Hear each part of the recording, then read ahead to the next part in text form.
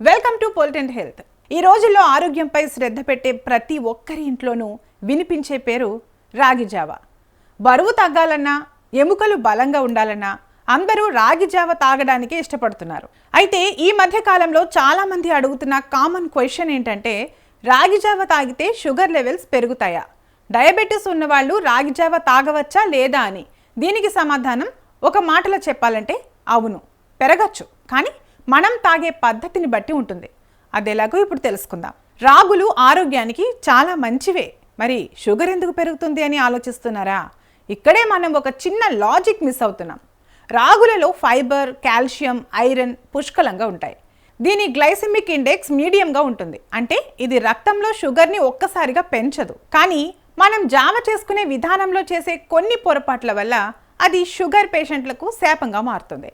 అసలు రాగి జావ తాగినప్పుడు మనం చేసే తప్పుల వల్ల షుగర్ లెవెల్స్ పెరుగుతాయి. మనం చేసే మొదటి తప్పు ఏంటంటే, చాలామంది రాగి జావ టేస్టీగా ఉండటానికి అందులో బెల్లం, చక్కెర లేదా తేనె కలుపుతారు. బెల్లం ఆరోగ్యానికి మంచిదే అయినప్పటికీ అందులో సుక్రోజ్ ఉంటుంది. ఇది షుగర్ లెవెల్స్ను ముంచెత్తుతుంది.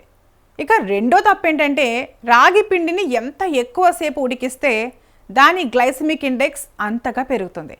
అంటే అది త్వరగా అరిగిపోయి గ్లూకోజ్గా మారిపోతుంది.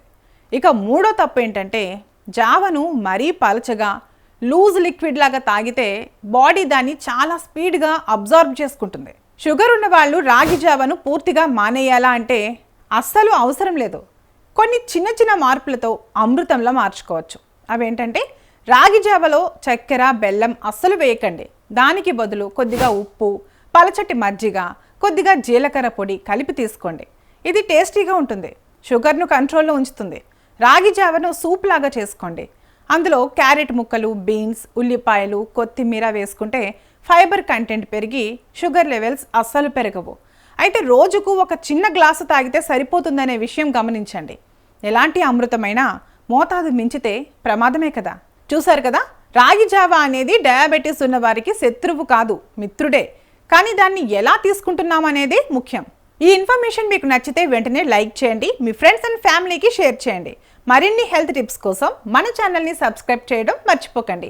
Stay healthy, be happy.